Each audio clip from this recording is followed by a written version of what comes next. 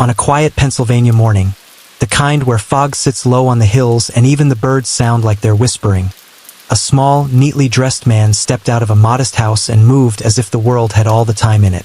He wasn't flashy. He wasn't loud. If you passed him on the street, you might have guessed he was a careful shop owner or a polite uncle on his way to a family visit. The kind of man who holds doors open, remembers names, and never seems in a hurry. But people who understood hidden power knew something different. Russell Bufalino didn't need to hurry because, in his world, hurrying was for people who didn't control the clock. He grew up with the old country idea that respect wasn't demanded with volume. It was earned with steadiness. In the neighborhoods and towns where he learned the rules, families watched each other closely. People kept their lives tidy on the surface. They cared about appearances not out of vanity, but because appearances were protection. A man who looked ordinary could move through extraordinary situations without turning heads. Russell became very good at looking ordinary. He learned early that a gentle voice could carry authority if the right people believed it. He learned that the best way to stay safe was to avoid becoming interesting to strangers. He didn't chase attention. He treated attention like an infection. You avoided it, you didn't flirt with it. While other men built reputations through drama, Russell built his through calm problem solving. He was the person someone called when a situation felt too hot.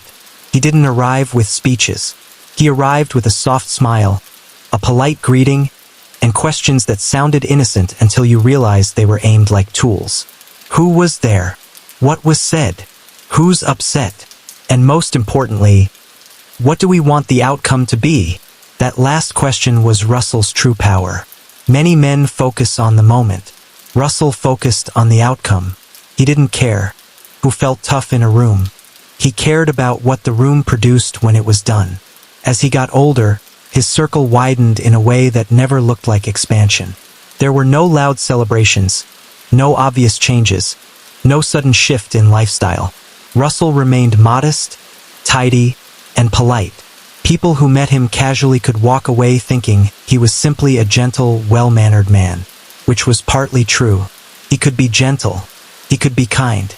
He liked family gatherings. He enjoyed routine. He valued loyalty. He wasn't the kind of man who wanted chaos, and in that sense, he wasn't like the characters movies love. But he also understood the harder truth.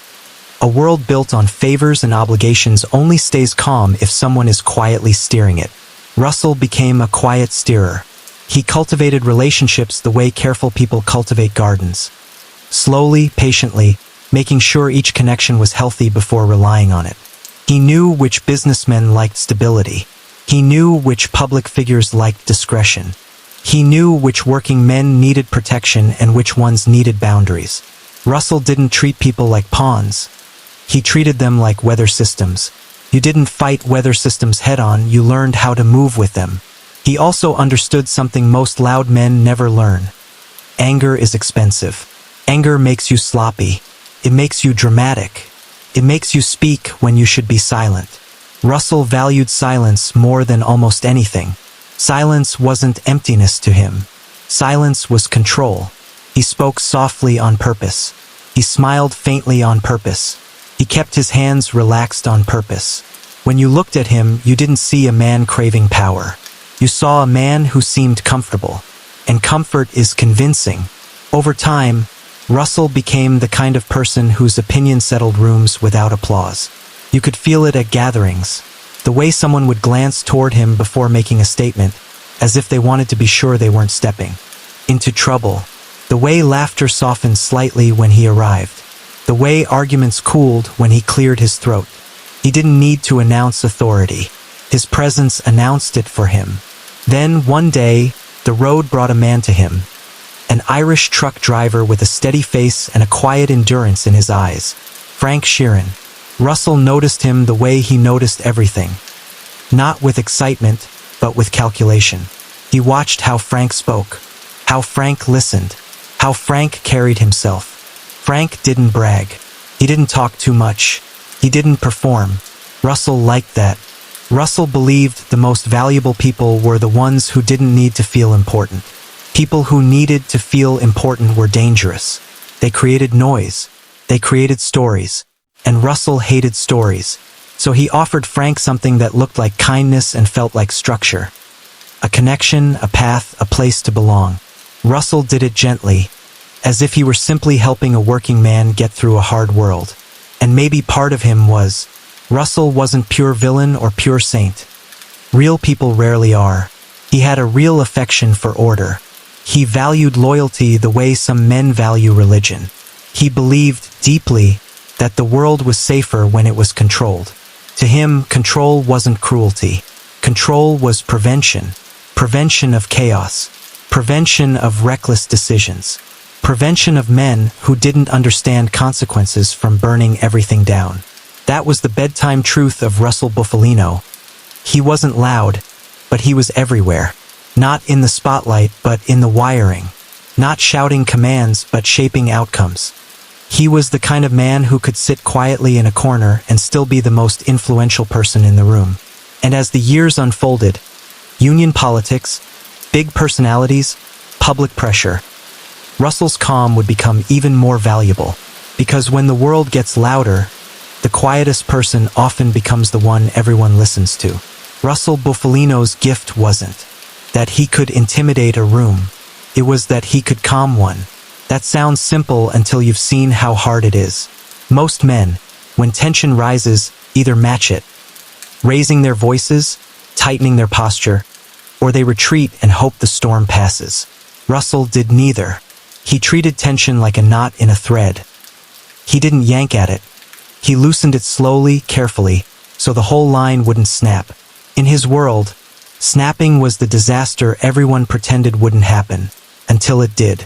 So Russell built a life around preventing snaps. He lived modestly, not because he lacked means, but because modesty was a shield.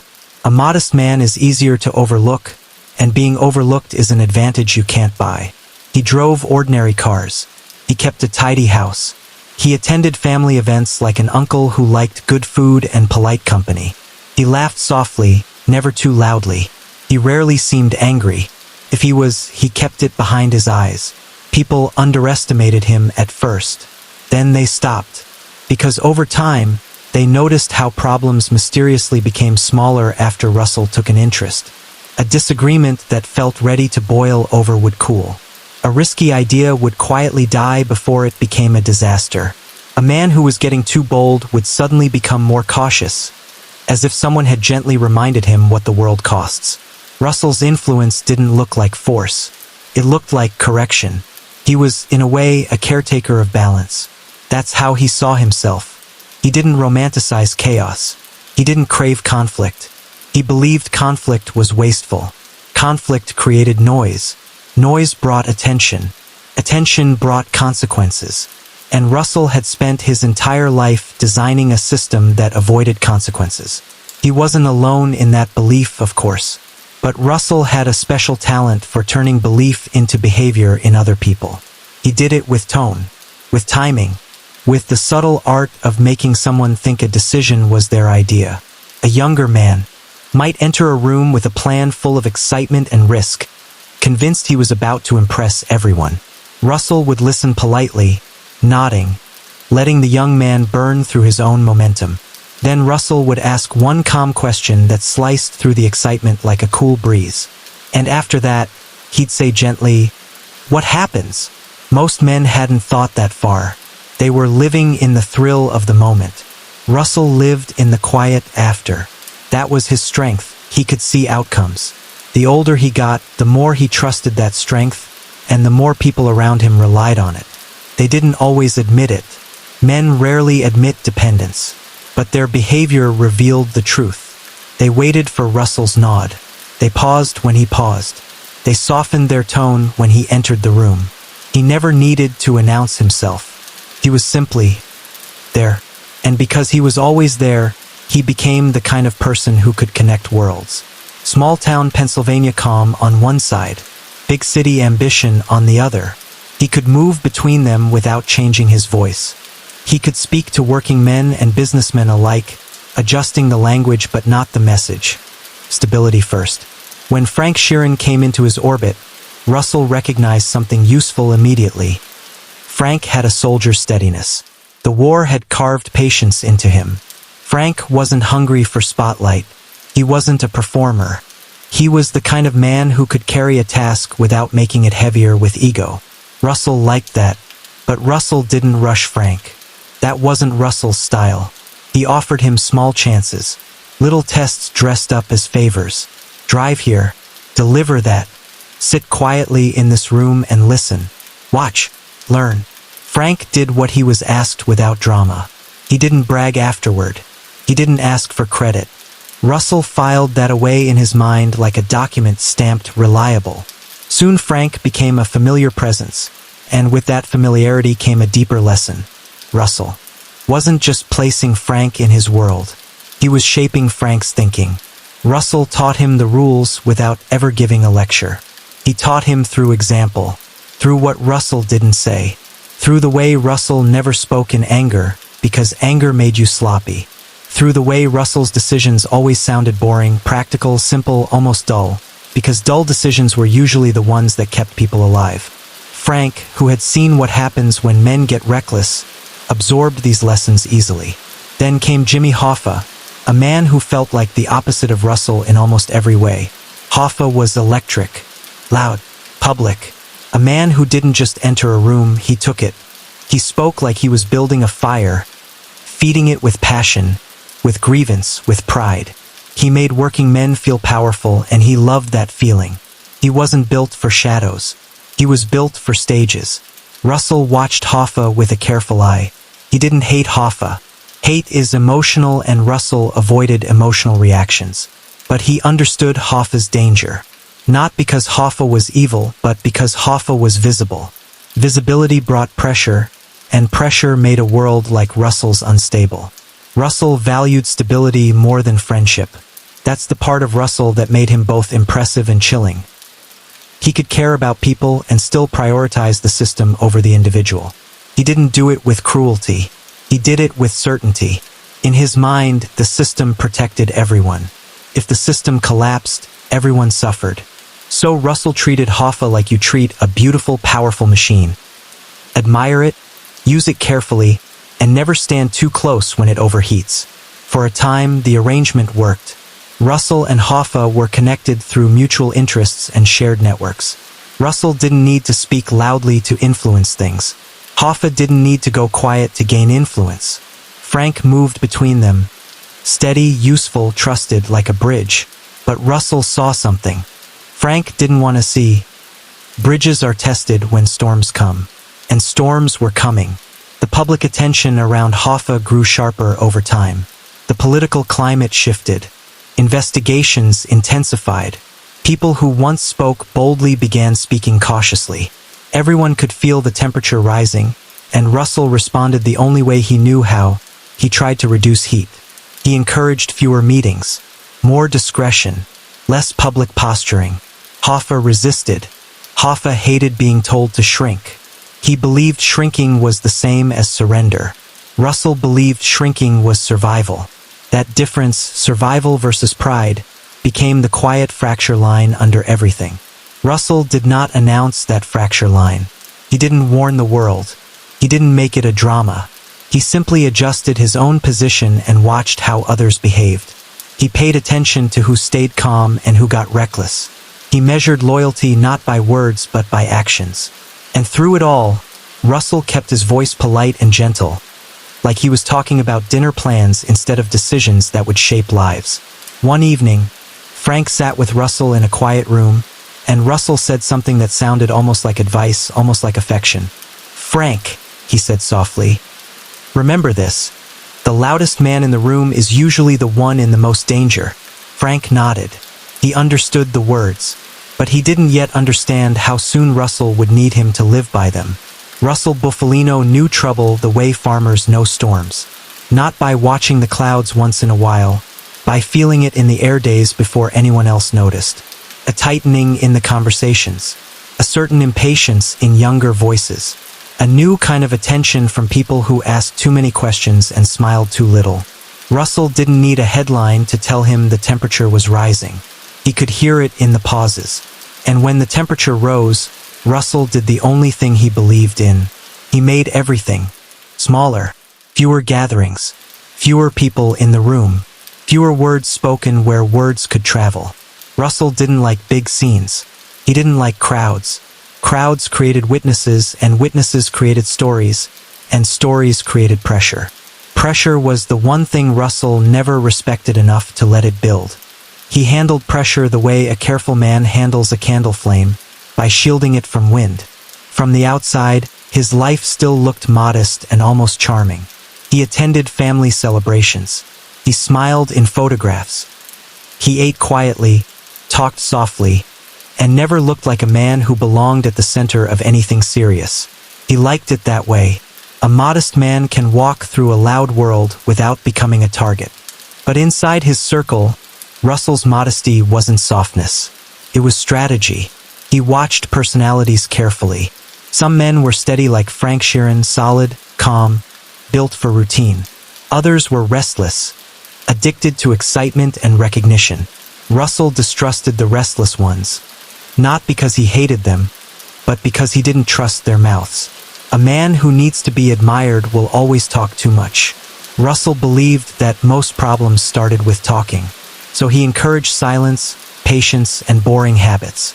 He praised the men who went home early. He valued the ones who didn't need to prove anything.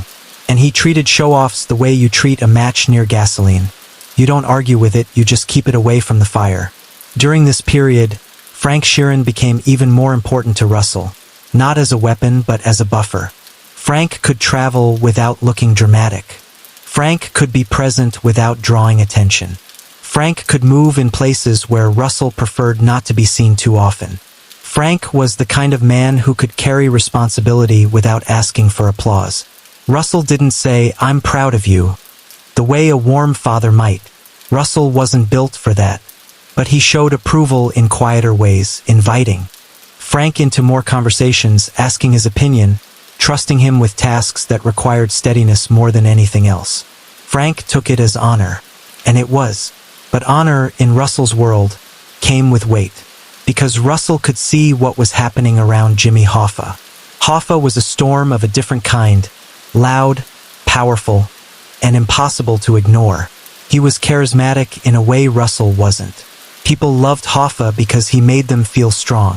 He made them feel seen. He made them feel like they mattered. Russell understood the appeal. He wasn't blind to it, but he also understood the cost.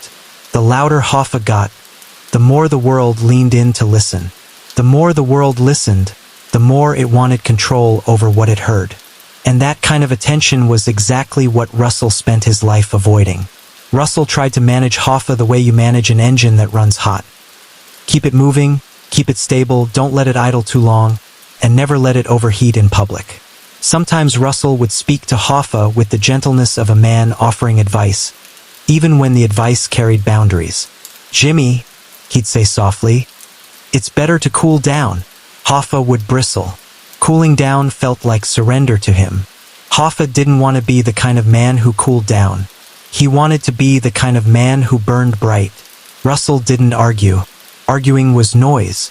Instead, he would pause, smile faintly, and let the silence do the work. Silence can be powerful when the right person is holding it. Frank, sitting between these worlds, felt the tension growing like a wire being pulled tighter and tighter. He admired Hoffa's fire. He trusted Russell's calm. He didn't want to believe those two forces could collide, because that collision would put him, Frank, right in the middle. And Russell knew Frank was in the middle. He could see it in Frank's eyes sometimes, the way Frank tried to keep his face neutral while his thoughts moved too fast. Russell didn't scold him for it. He simply guided him quietly. "One thing at a time," Russell would say. Frank would nod. "One thing at a time." But the truth was that Frank's one thing was connected to several other things, and Russell understood connections better than almost anyone. The pressure around Hoffa kept building. Meetings grew more tense. People spoke about respect and returning and not being pushed aside. Those words sounded noble, but Russell heard the danger hidden inside them. Stubborn pride. Pride, Russell believed, was the fastest way to invite a disaster. He didn't fear pride in the emotional sense. He feared it in the practical sense.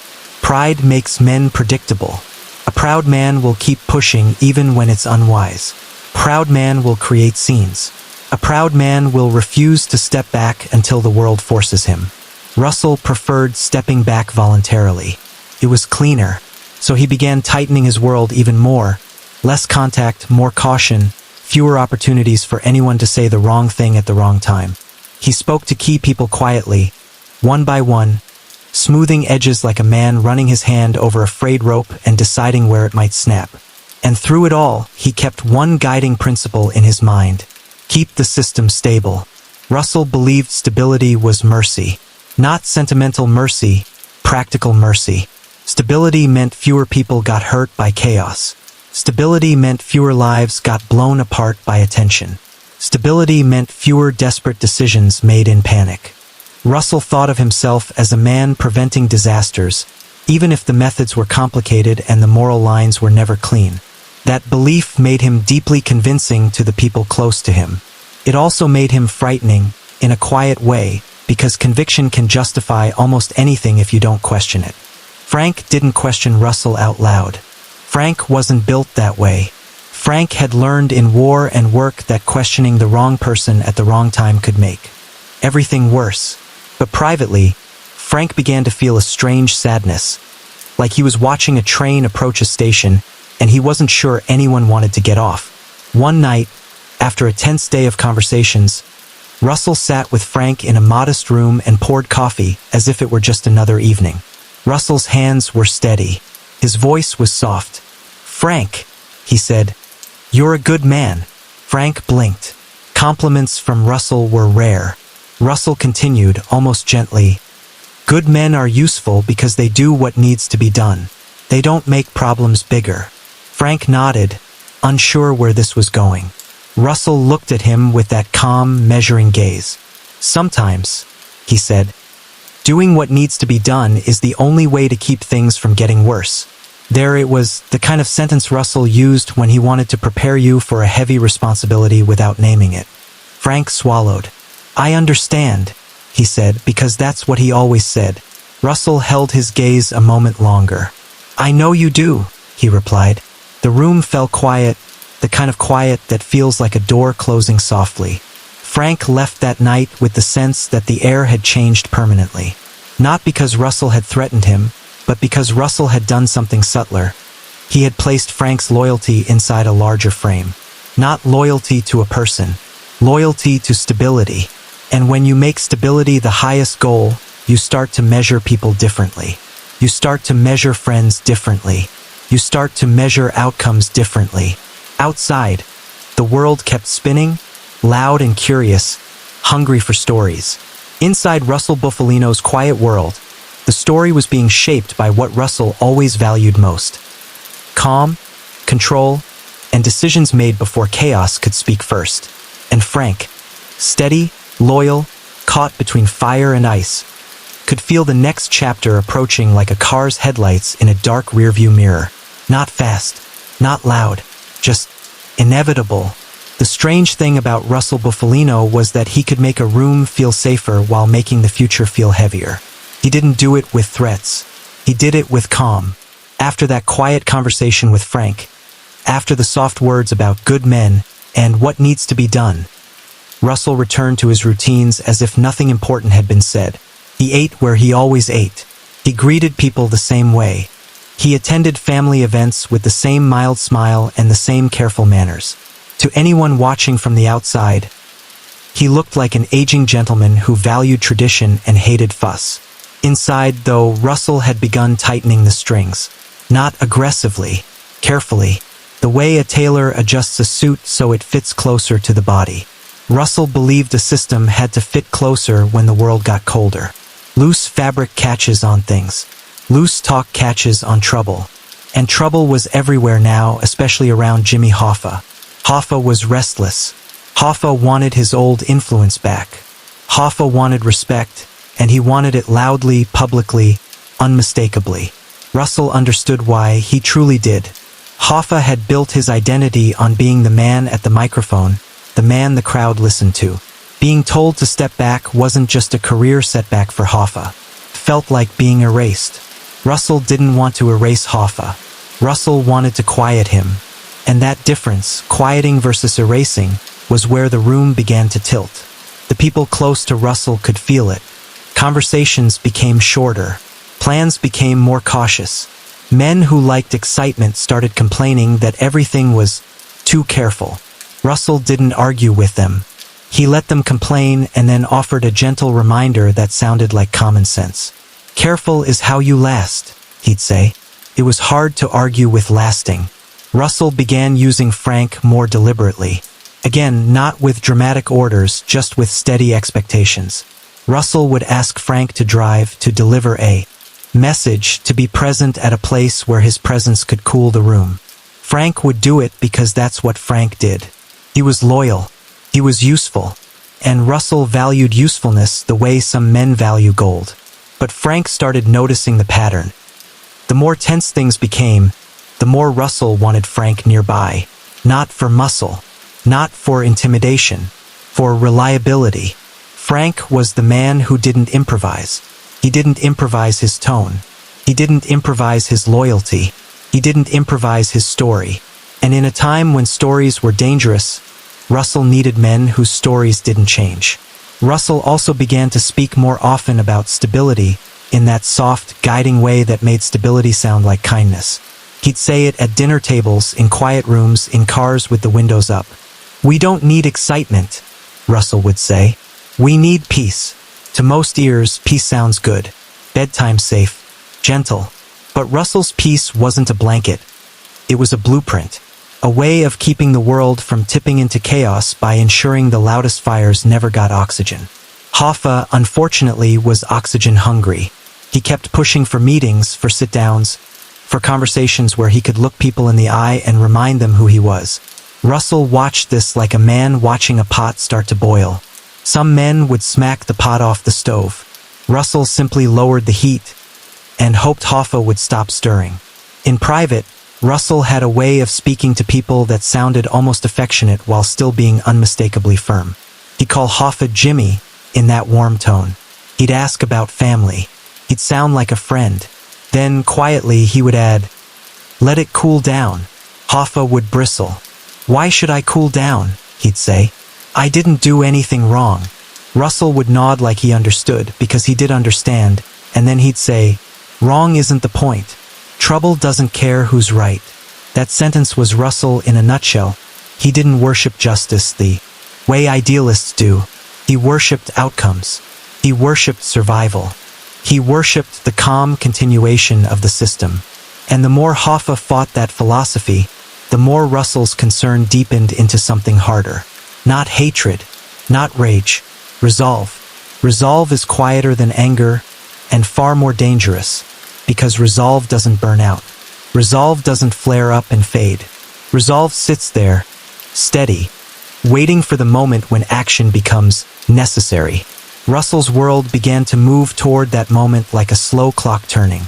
Frank could feel it without anyone saying it. He heard it in how people avoided certain names. He saw it in the way men exchanged looks instead of sentences.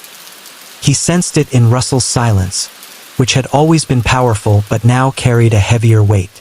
One afternoon, Frank sat in a car outside a modest building and watched men enter and exit like ghosts. Quiet, purposeful, avoiding attention. The sun was bright, and the brightness felt strange against the tension. Frank thought about how many life-changing choices happen under ordinary skies. When Russell finally got into the car, he looked calm as ever. He adjusted his coat, settled in, and said, as if they were discussing dinner plans, "We'll go for a drive." Frank nodded and started the engine. They drove through quiet roads, passing small houses and trees and storefronts that didn't know they were near history. Russell stared out the window for a while, then spoke softly. "You know, Frank," he said, "the world is full of men who make things harder than they need to be." Frank kept his eyes on the road. "Yes," he said. Russell continued, "A smart man learns when to stop." Frank's hands tightened slightly on the steering wheel. He didn't like where this was going, but he also knew better than to pretend he didn't understand. Russell turned his head toward Frank. "Jimmy won't stop," he said, voice gentle. Frank swallowed. He's stubborn. Russell nodded once. Stubborn is one thing, he replied. Stubborn under pressure becomes something else. Frank didn't answer. The car hummed. The road stretched ahead. Russell's voice stayed soft, almost bedtime calm. I don't want to see anyone get hurt, he said. Frank's chest tightened, because he believed Russell meant it in his own way. Russell didn't want chaos. Chaos hurt everyone. Chaos attracted attention. Chaos invited consequences. But Frank also knew that I don't want to see anyone get hurt could mean I want to prevent a bigger disaster. And prevention sometimes required choices that didn't feel gentle at all. Russell watched Frank for a moment, as if checking whether Frank's loyalty still sat where Russell expected it to sit.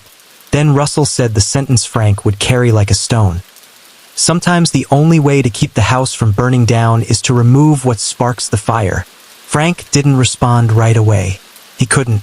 The sentence was too carefully framed, too calm, too final. The car kept moving. The world outside looked peaceful. Trees, sky, ordinary life passing by. Inside, Frank felt the slow squeeze of responsibility. Russell didn't add anything dramatic. He didn't explain.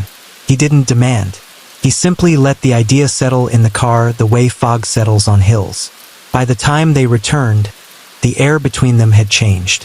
Frank got out of the car feeling like he had stepped into a new phase of the story, one where the rules were still the same. Loyalty, silence, stability, but the stakes had sharpened. That evening, Russell attended a family gathering. He ate politely. He laughed softly. He looked like a man who had nothing on his mind but good food and familiar faces.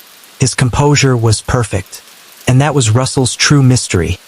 He could carry enormous decisions without letting them wrinkle his appearance.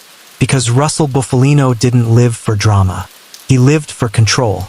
And control, when the world gets loud enough, begins to demand choices that can't be undone. Russell Bufalino had a way of making even the heaviest decisions feel like they were already part of the weather. Not because he was cold, not because he didn't care, but because, in his mind, caring without control was just panic wearing a nicer suit. Russell didn't allow panic. He treated panic like a fire you smother before it spreads. Quietly, early, without calling the whole neighborhood to watch. After that drive with Frank, the one where Russell spoke about sparks and houses burning down, nothing changed on the surface. That was the unsettling part. Russell still attended family meals. He still greeted people politely. He still looked like the kind of man who might remind you to bring a jacket because the air was turning chilly.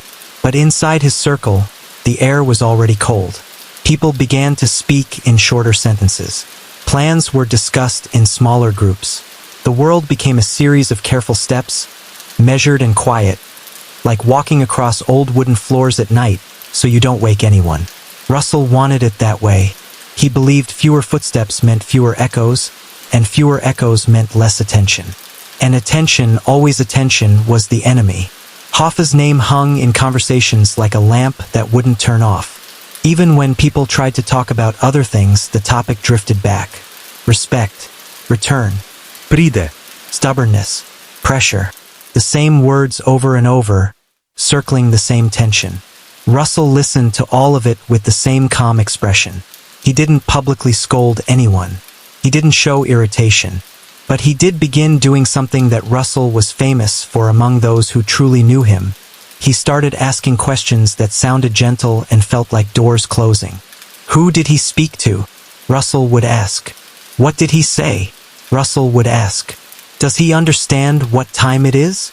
Russell would ask, as if time were a courtroom judge and Hoffa was ignoring the schedule. Frank could see it happening. The way Russell gathered information, the way a careful man gathers matches before locking them away. Russell didn't want surprises. He didn't want sudden flames. If a decision had to be made, it had to be made with the full map in his head. Russell's greatest fear wasn't conflict. It was chaos. Conflict could be managed. Chaos spilled. Frank carried that idea around like a weight. He went through his days doing what he was asked.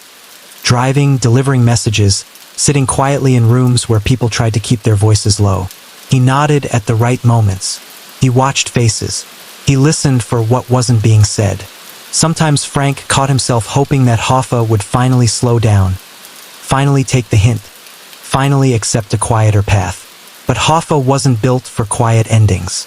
He kept pushing for meetings, sit-downs where he could look people in the eye and demand clarity, respect, commitments. Russell understood Hoffa's strategy. Hoffa believed that if he could speak directly, he could reignite loyalty. He believed in the power of presence. Russell believed presence was dangerous when the world was watching. They were trapped in opposite philosophies. And opposite philosophies don't always settle with compromise, especially when pride and pressure are involved. One evening, Russell sat with a small group of trusted men in a modest room that smelled faintly of coffee. It wasn't a dramatic council. No big gestures. Just quiet conversation, careful words, long pauses. Russell listened more than he spoke. When he did speak, he asked questions that reduced emotion into facts. "What's the risk?" he asked softly. "What's the best outcome?" he asked. "How do we keep the temperature down?" he asked, as if the entire city were a pot on a stove. Someone mentioned that Hoffa had been making calls again, speaking with old confidence, sounding like a man who believed time would bend back toward him. Russell's face didn't change much. He simply stirred his coffee once and said, "He's not reading the room."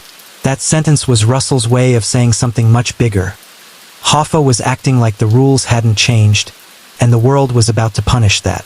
Another man asked, almost cautiously, "What do we do?" Russell didn't answer right away. He let silence fill the gap. It wasn't an awkward silence. It was the kind of silence that signals, "This matters." Finally, Russell said, "We don't do anything fast." He paused. "Fast is how mistakes happen." Everyone nodded. They had heard him say it before. But tonight, the words felt heavier. Russell looked down for a moment, as if choosing the exact shape of his next sentence. Then he said very softly, "We do what prevents the worst." Frank, hearing about this later through the careful grapevine of quiet men, felt a chill that had nothing to do with weather. Prevents the worst sounded reasonable, almost noble. But Frank had learned in life that reasonable words can cover unbearable realities. That's why Russell liked reasonable words. They made harsh choices feel like responsible ones. In the days that followed, the talk of a meeting became more serious. It was framed as a chance to settle things, to lower temperature, to stop the endless tension from boiling over. Russell didn't announce support for it publicly. He didn't need to. People in his world understood his influence without him raising his voice. The idea moved forward on quiet feet. Frank found himself once again in the middle, driving, coordinating, being the steady presence who could make things look ordinary. A car ride looks like a car ride. A man waiting looks like a man waiting. A conversation in a parking lot looks like two men talking about nothing. Russell depended on that ordinariness. He trusted it. And Frank, who had spent his life trying to be reliable, delivered ordinariness the way he delivered everything else. Cleanly. But at night, Frank's thoughts got louder. He remembered Russell's sentence about sparks. He remembered Hoffa's stubborn pride. He remembered the way men's faces looked when they were trying to stay calm while something heavy hovered just out of sight. Frank didn't like the feeling that he was walking toward a door he didn't want to open. He didn't like knowing that once you open certain doors, you don't get to pretend you never saw what was inside. Russell, meanwhile, stayed composed. Almost too composed. That was his gift and his curse. He could carry the weight of decisions without letting anyone see him sweat. To many people, that calm looked like wisdom. To others, it looked like something harder. But Russell would have told you, if he ever explained himself, which he rarely did, that calm was mercy. Calm prevented panic. Calm prevented rash choices. Calm kept everyone from burning the whole house down because one man insisted on lighting matches. He believed that with his whole soul. One afternoon, Frank met Russell briefly, just a quiet moment, not a formal meeting. Russell asked about practical details in that gentle tone of his, as if they were discussing travel plans. Frank answered carefully. Russell nodded. Then Russell said something that sounded like comfort but felt like responsibility. "After this, Things can be quiet again. Frank looked at him. You think so? Russell's faint smile appeared, small, controlled. Quiet is always possible, he said. If people stop making noise. Frank swallowed. The sentence wasn't threatening. It was simply Russell's worldview in one line.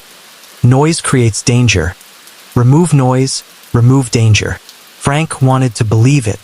He wanted to believe that the world could return to the calmer rhythm Russell prized. He wanted to believe that all of this pressure could be released safely, like steam escaping a pot. But deep down, Frank understood something else. Sometimes steam escapes and sometimes the pot cracks.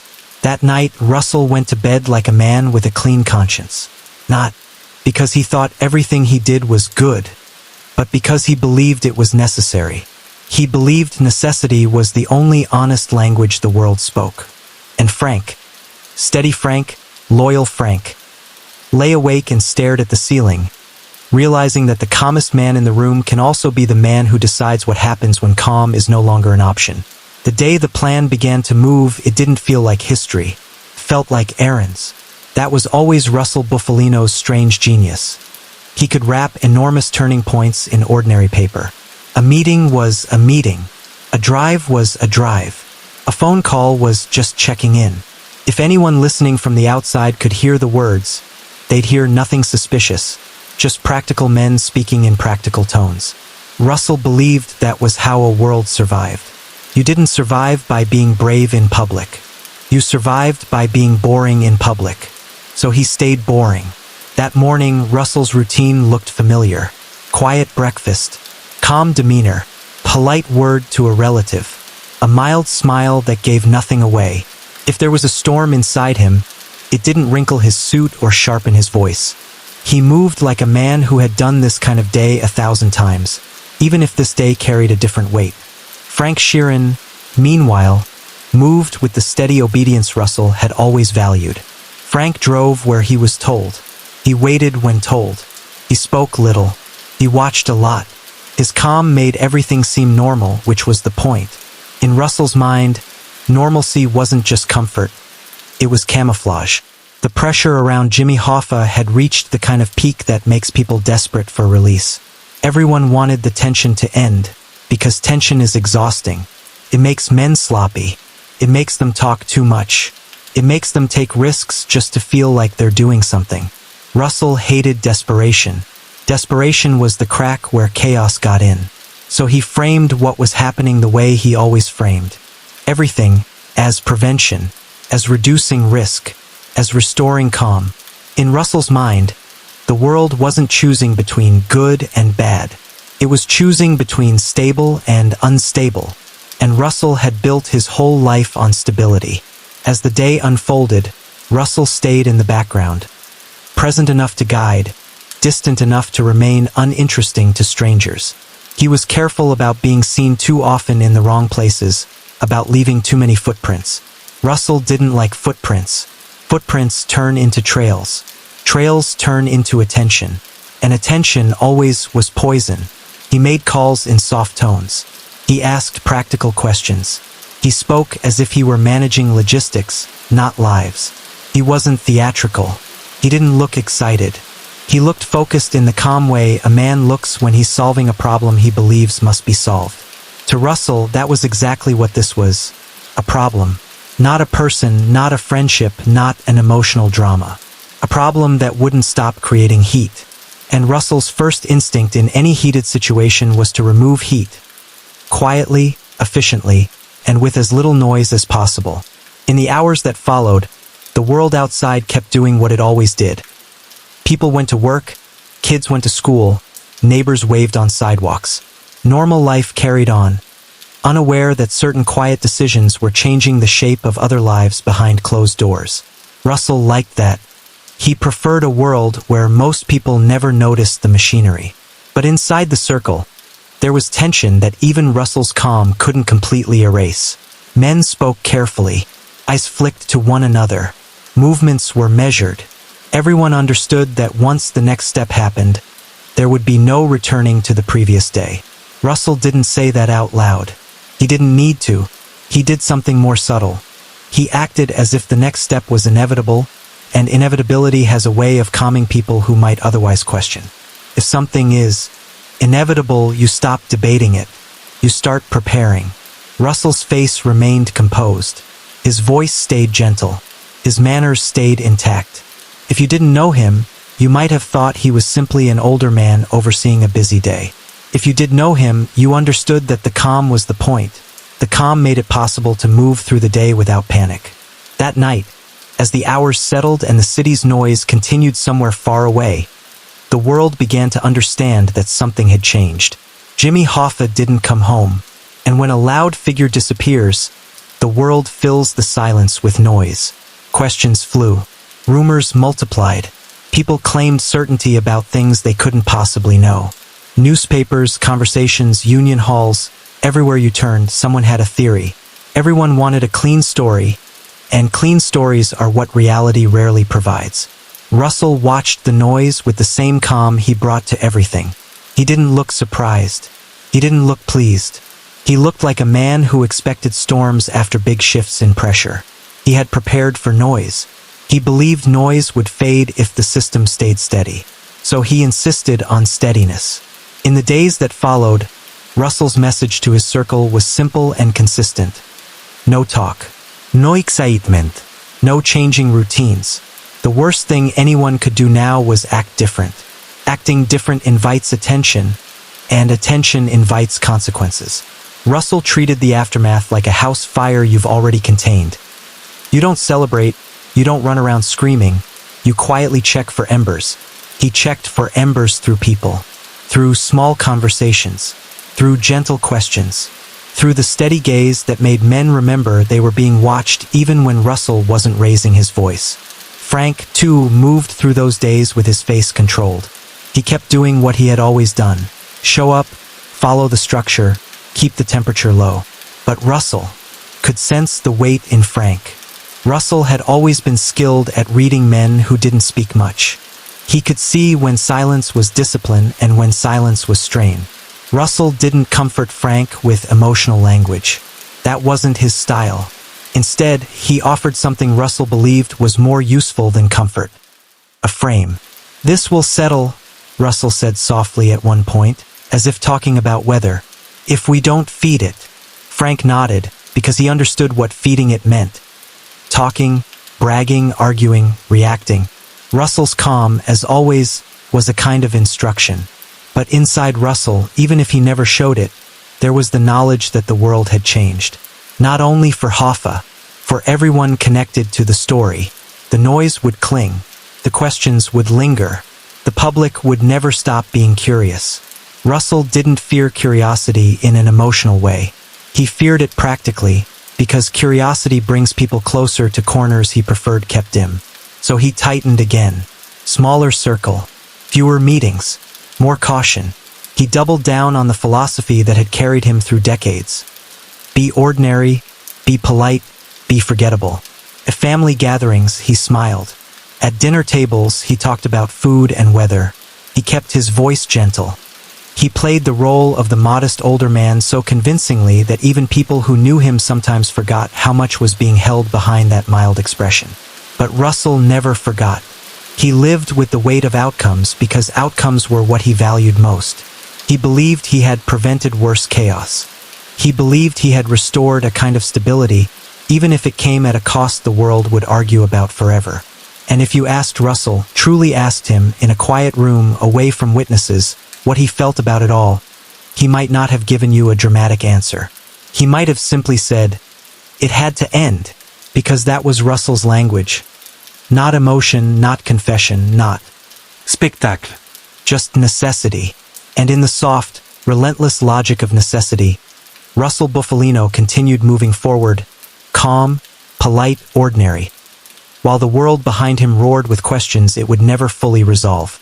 The morning after the world realized Jimmy Hoffa wasn't coming back, Russell Bufalino woke up the same way he always did. That was the first lesson he insisted everyone learn. When the noise outside becomes a storm, your best protection is to act like the sky is normal. He shaved carefully. He adjusted his tie. He ate a quiet breakfast. He spoke politely to family. asked about ordinary things, and moved through the day with the calm of a man who refused to hand the world anything new to stare at. Because Russell understood something most people only learn when it's too late. After a big event, the first thing investigators look for isn't the truth. It's the ripple, the change in routine, the nervous behavior, the friend who suddenly disappears, the man who suddenly starts talking differently. Russell had spent decades building a life designed not to ripple. So he doubled down. He reminded people, softly, firmly, to stop performing. No bold statements. No dramatic denials. No, we were never friends. No, I don't know him. No speeches that felt too rehearsed. Rehearsed sounded guilty. Excited sounded guilty. Angry sounded guilty. In Russell's world, the safest tone was bored. Bored men don't make headlines. Bored men don't make mistakes. Bored men are hard to turn into a story. And Russell hated stories. He watched the public reaction from a distance. Newspapers buzzed. People argued. Men in union halls spoke in half sentences, pretending not to be afraid while fear sat on their shoulders like a heavy coat. Some people clung to wild theories because wild theories were more comforting than quiet possibilities. The louder the rumor, the less it felt like a real person was missing. Russell didn't participate in rumors. He didn't chase them. He didn't correct them. He let the world talk itself tired. But behind the scenes, he moved with careful purpose. He checked the circle the way you check doors at night. Quietly, one by one. Who was nervous? Who was talking too much? Who was tempted to brag, to posture, to act tough? Those were the people Russell watched closest, because Russell believed the biggest danger wasn't an outsider asking questions. The biggest danger was an insider trying to look important. He spoke to men privately, never in groups. Russell hated groups for serious conversations. In groups, people perform. In private, people listen. He'd sit with someone in a modest room, offer coffee, speak about the weather, then slide into the real topic without raising his voice. Keep your routine, he'd say. Don't talk on phones like phones are private. Don't act different. And if a man looked too nervous, Russell would do something surprisingly gentle.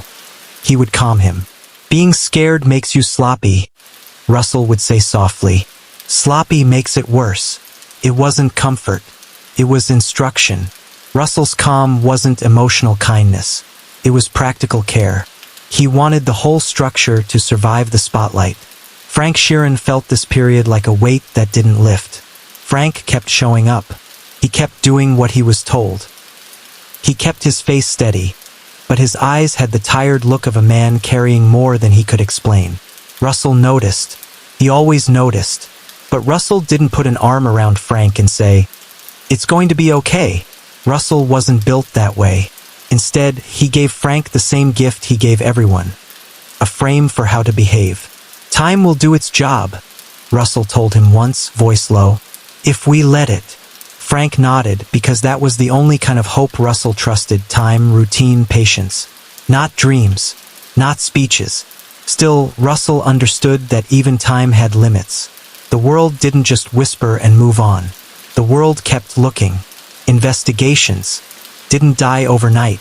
They returned in waves. Sometimes quiet, sometimes loud, but always present somewhere in the background. Like a distant siren you could never quite stop hearing. Russell responded with the same discipline he'd always practiced. He got smaller. Fewer public appearances. More time at home. More emphasis on family life and ordinary routines. If anyone asked where he'd been, the answer was simple. Here. The grocery store. Family gathering. The same places he'd always been. The truth, Russell believed, should sound boring even when it's true. He kept going to weddings and baptisms. He smiled in photos. He joked softly with relatives. He ate pasta and praised the cooking like a polite uncle. He listened to family stories and nodded at the right moments. To outsiders, he looked almost gentle, just an older man who loved tradition. That public gentleness was not a mask exactly. Russell truly did value family. He liked order. He liked respect. He liked a house that felt stable. Those parts of him were real, but they were also useful. A family man is harder to turn into a monster in the public imagination. Russell understood image. He didn't chase glamour, but he respected appearances the way he respected locks on doors. As the months became years, the situation didn't disappear. It settled into the city like dust. People stopped talking about it every day, but nobody forgot. The questions stayed alive, especially in places where power and curiosity lived close together. And because Russell's name drifted through those questions, he had to keep living the same way. Carefully, quietly, without giving anyone a new thread to pull. He aged during this period. Not dramatically, just gradually. His steps slowed. His shoulders softened. His face gained the tiredness that comes from years of vigilance. But his mind stayed sharp. Even as he grew older, he remained the calmest man in most rooms. That calm had a cost, though. Calm required constant control. It required swallowing emotions before they rose. It required treating the world like a place where every sentence might be overheard, every gesture might be interpreted, every friendship might become an angle someone tries to use. Russell lived like that so long it became normal to him. Then came the time when the world's pressure shifted again, when investigators, officials, and headlines started circling closer to other topics, other people, other eras of public anger. Russell didn't celebrate. He didn't get arrogant. He simply saw what he always saw: cycles. The world gets loud. Then it gets louder. Then it moves on to the next noise. Russell's job was to survive the loud parts without becoming the loud part. But survival doesn't mean peace. In private moments, late at night, when the house was quiet and even family sleep couldn't soften his thoughts, Russell sometimes stared at the ceiling and listened to his own breathing. He would think about how strange it was that a man could spend his life avoiding attention and still end up living under it like a shadow you can't step out of. He didn't talk about regret the way softer men might. Russell's regret, if he had it, was quieter and more practical. The regret of knowing the world had become less predictable, less manageable, more determined to shine lights into corners. And corners were where Russell had always lived best. One winter evening, Frank visited him. Nothing dramatic, just a quiet check-in. Two men sitting in a modest room, the kind of room where coffee is always present and silence is never awkward. Russell looked at Frank for a long moment and said, gently, "You've been carrying a lot." Frank didn't deny it. "I'm fine," he said, because that was Frank's favorite lie. Russell nodded as if accepting the lie without believing it. Then he added, "We don't talk about it. We just keep going." Frank stared at his hands. "That's what we do," he said. Russell's voice softened. "That's what we've always done." And in that sentence was the bedtime truth that made Russell Bufalino both comforting and unsettling. He offered stability, but stability came with silence. He offered protection, but protection came with distance. He kept storms from destroying the house, but he also taught everyone inside the house to whisper forever. Outside, the world continued to ask questions. Inside, Russell continued to practice the only skill he trusted completely, staying calm enough that the world couldn't tell where the fear lived. Russell Bufalino used to think the best kind of power was the kind that never had to introduce itself. But as the years moved on, he learned a quieter truth. Even invisible power casts a shadow, and sometimes the world decides it wants to measure the shadow, even if it can't see the hand that made it. It happened gradually, the way pressure always happened in Russell's life, through small signs first. A question that lingered a second too long. A friendly face that felt less friendly. A phone call that ended too quickly. A rumor that drifted closer to his name. Russell didn't react with panic. He reacted with routine. Routine was his shield. He stayed modest. He stayed polite. He stayed the same man at the same tables with the same calm voice. If you wanted to survive attention, Russell believed you didn't sprint away from it. Sprinting made you look guilty. You simply became boring enough that attention slid off you like rain off a coat. But the world wasn't always satisfied with boredom.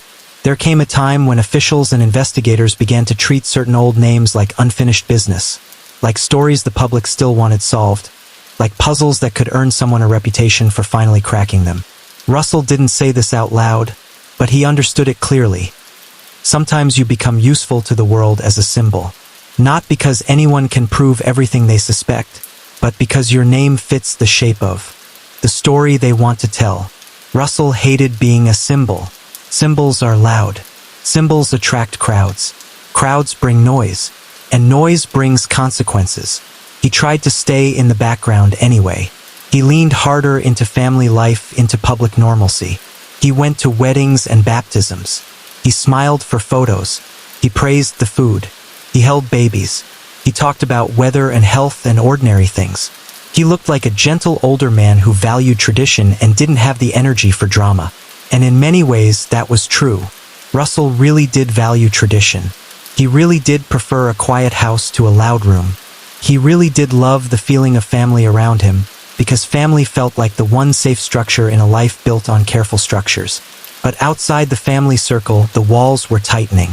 Letters arrived. Courtrooms entered the story. Lawyers became familiar faces. Russell moved through it all with the same calm he brought to everything else. Never theatrical, never pleading, never grand. If he was anxious, he hid it. Not because he was fearless, but because fear to Russell was contagious. It spread through people and made them sloppy. And Russell hated sloppy. There's a particular kind of tension that comes with a courtroom. It's not the explosive tension of an argument. It's the slow, formal tension of being watched by people who are trained to interpret every movement.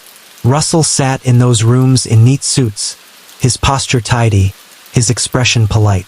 He rarely looked like a man fighting. He looked like a man enduring. Endurance was one of his talents. People forget that about Russell. Beneath all the strategy and control was a tough little engine of patience. He could sit still for hours. He could listen without reacting. He could answer questions without giving away more than necessary. He could let time pass without showing frustration. Time had always been Russell's ally. Still, even Russell couldn't fully control how the world told stories about him. The public liked clear narratives. Good guys and bad guys, heroes and villains, masterminds and pawns. Russell didn't fit neatly into those boxes, but he could feel the world trying to press him into one anyway. He responded by becoming even more careful with words. He spoke less. He smiled faintly. He stayed respectful. He let his lawyers talk. And when he returned home afterward, he went back to ordinary life with the stubbornness of a man refusing to let the world rewrite his identity. But something changed in him during those years, something subtle. Not a dramatic transformation.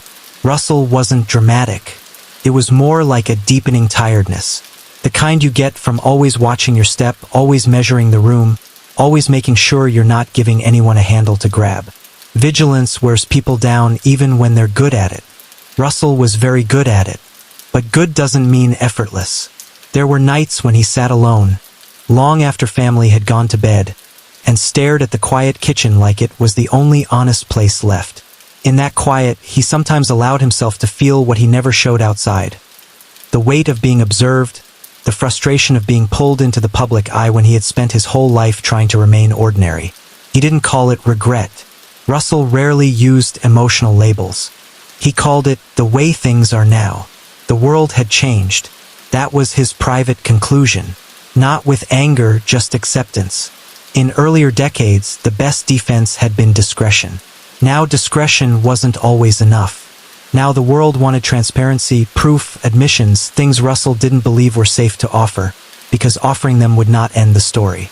It would only invite more. He believed the world was never satisfied, so he gave it as little as possible. Frank Sheeran still visited sometimes, and those visits had a strange quietness to them. A quietness that wasn't awkward, but heavy. Two men sitting together with years between them, both trained to speak around certain topics, both carrying things they couldn't place neatly on the table. Russell would ask Frank about his health in a gentle tone. Frank would answer with the same steady calm. They'd talk about ordinary things because ordinary things were safe. But the silence between their sentences felt like a third person in the room. One evening, after a pause that lasted long enough to feel like a thought, Russell said softly, "You know what the hardest part is?" Frank glanced up. "What?" Russell looked toward the window, where night pressed against the glass. "It's not the noise," Russell said. It's that people think noise is truth. Frank didn't answer. He understood. The public loved noise. It sounded like certainty. Quiet sounded like guilt to people who didn't understand that quiet can be survival. Russell continued, still gentle. I spent my life keeping things calm, and now they act like calm was suspicious. Frank swallowed. Times changed. Russell nodded once. Yes, he said. Times always change. And then he added, with a faint smile that carried no humor. But people still make the same mistakes. They talk too much. That line almost sounded like old Russell again, dry, practical, steady. It warmed the room for a second, like a familiar song. As Russell aged further, the legal pressure and public curiosity became like background noise. Never fully gone, sometimes louder, sometimes quieter. Russell handled it the same way he handled everything, by narrowing his world to what he could control. His family, his routine, his tone, his dignity. He couldn't control what the newspapers said. He couldn't control what strangers believed. He couldn't control how history would describe him. But he could control how he moved through his own living room, how he spoke to his relatives, how he greeted neighbors, how he kept the house steady. For Russell Bufalino, steadiness was a kind of faith. And as the years pressed on, he clung to that faith the way older people cling to the rail on a staircase. Not because they're weak, but because they know falling is easy when you stop paying attention. The world outside would keep looking in. Russell would keep the curtains drawn just enough to let light in, but not so much that anyone could see too clearly. Because even in old age, even under pressure, Russell believed in the same bedtime safe rule he'd lived by from the beginning. If you must move through a dangerous world, move softly. Russell Bufalino didn't end the way loud men end. There was no grand collapse, no dramatic goodbye speech, no moment where he suddenly became someone else. He stayed Russell to the last. Polite, measured, and careful. A man who believed that if you kept your life small and your voice soft, the world would have less to grab onto. As he aged, his circle narrowed. Family became the center of his days, routine the frame around his hours. The outside noise, questions, suspicion, headlines rose and fell like weather, but Russell treated it the same way he always had. Don't react, don't feed it, don't become interesting. In the end, what remained was the simplest truth about him. He built a life on calm and control, and he held on to that calm even when time made control impossible. He wasn't remembered for speeches or spotlight, but for the quiet gravity that made